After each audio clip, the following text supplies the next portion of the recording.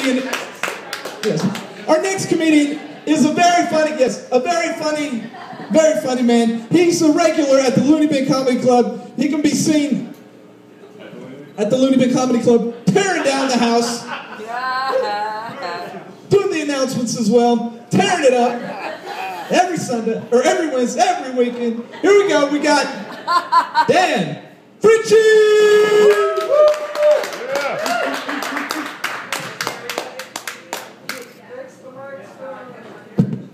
All right. I got a confession right off the bat, folks. Whenever you go up after a couple of comics, you always run the risk of having the previous comic step on some of your material, but you know what? Fuck it, I'm a professional. So the other day I saw a midget jerking off a T-Rex. It made me think, you know, white people be crazy and shit. Love you guys. Oh, it's good to be performing downtown. I love it. I live downtown. I have an apartment downtown. I used to have a different apartment just about a block away from the baseball stadium over here. And, you know, that apartment right there, it sucked for parking, but it worked wonders for my sex life, you know? Because every time we would go at it, we would hear applause and fireworks on occasion. It was really awesome. But for most of the time I've lived in Tulsa, I've lived downtown, and I really love it down here. But my friends who live in other parts of town don't want to come visit me here. They don't like coming downtown because they always give me the same lines. They're like, well, there's too many homeless bums downtown. And really, I've lived here for 12 years in downtown. There's only like 8 of them, honestly. But they really go out of the way to make themselves more memorable, so it seems like there's a lot more. My favorite ones are the ones that try to sell you something. Like I was at the Quick Trip over here, and there was a guy that tried to sell me a boot. Like one boot, and it wasn't even my size. It was like a child's rain boot with Dora the Explorer all over it and shit. His sales pitch really needed work. He's going like, man, just in case you lose one foot and the other one shrinks, if it starts to rain, you're covered, man. $5 is a small price to pay for that kind of security.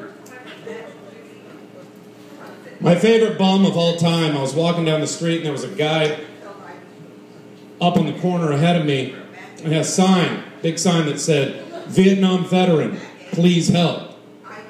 And you know, my uncle was in Nam, and I grew up hearing all the stories about the war. But as I started getting closer to this guy, I realized he looked a lot younger than my uncle.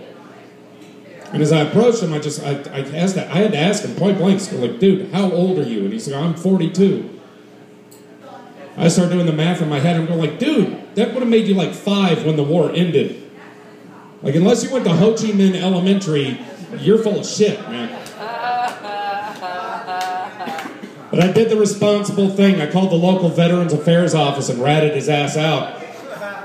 They sent over a bunch of guys who were in World War II in Korea, with canes and walkers, and they beat the living shit out of that guy. Woo, yeah! Great. Of course, the next week I saw the same guy on the same street corner holding up a new sign that said, disabled Vietnam veteran. So, some fuckers never learn. I was at the park one time down at the river parks, and I saw a homeless couple on a park bench making out. And they were just right there on the park bench, just going at it. And of course, my first thought was, hey, get a room. Oh, right. But then I got to thinking about it a little bit more, and I realized, man, that is just a testament to the power of love right there. You know, those two people finding each other and ignoring what the rest of us would consider to be some pretty hefty red flags in the relationship. You know, I may not have a lot to offer a girl, but at least I've got an answer to the question, so, your place or mine? But then I started to get a little jealous. I was going like, man, why not me, man? I want a homeless girlfriend. That'd be awesome, man.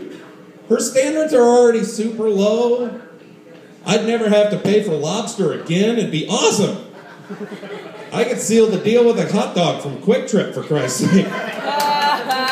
Ooh, fancy yellow mustard. I got me a Rockefeller.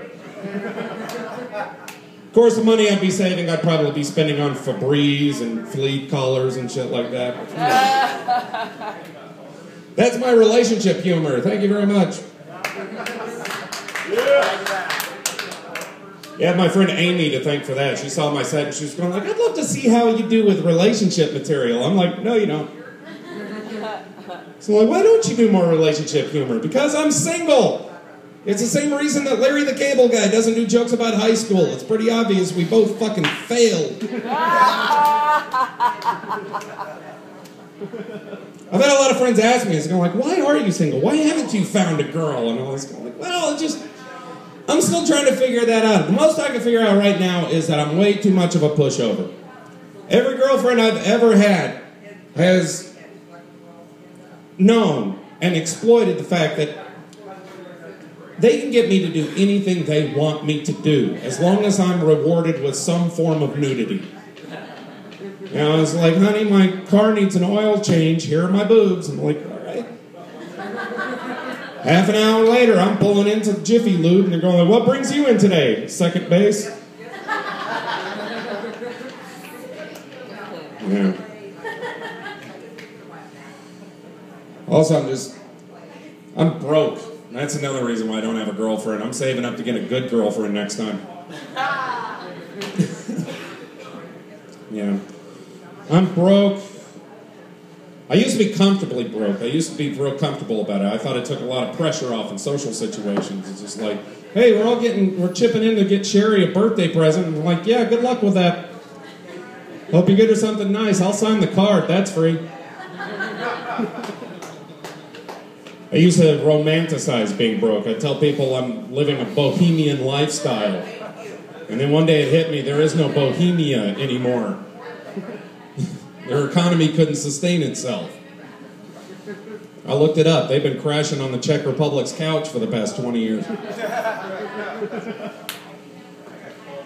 And I'm actually beyond broke at this point. I mean, I actually don't budget my money anymore so much as I just carefully choose which checks I want to bounce. My bank allows 6 overdrafts a month before they'll freeze my account. And you know, that's like being sent out into the zombie apocalypse once a month with just 6 bullets. You know? And no gun, you know, it's really weird. You either get really creative or you run like hell, motherfucker. Yeah. I've got a lot of ideas for this world, for things that'll change the world, but the thing is, there's no money in it. That's the thing. That's the thing that's keeping me from putting these plans into action. I've got a lot of great ideas I think will help people. Like, I think that if you block someone on Facebook, it should count as a restraining order. And they'll save us all that awkward conversations. Like, why did you block me on Facebook? Well, why don't you ask me again from 50 feet, psycho? Back the hell up. I believe that McDonald's should not be allowed to limit the number of sauce packets you get with your chicken McNuggets. How about that one? Instead, they should be limiting the number of McNuggets your fat ass orders in the first place.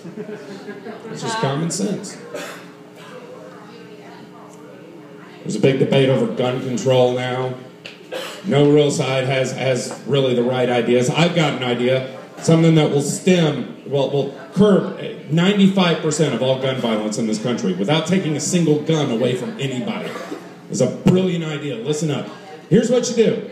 You take every gun in this country and rig it with a speaker. Whenever you pull the trigger, before it will discharge a bullet, the gun must play the song Mambo No. 5 in its entirety. That is a brilliant plan. It works in 3 ways, okay? First of all, we give any potential victim 3 minutes and 42 seconds to get the fuck out of the way. You got time to make a sandwich on your way out. Number 2, it'll teach the shooter a little lesson in anger management. I don't know if any of you had to take an anger management class. The first thing they teach you is to stop and count to 10. I say, with Mambo No. 5, make them stop and count to 1, 2, 3, 4, 5. And third, if you get that song stuck in your head, odds are you're just going to turn the gun on yourself, so problem solved. I believe that gas prices should be based on merit.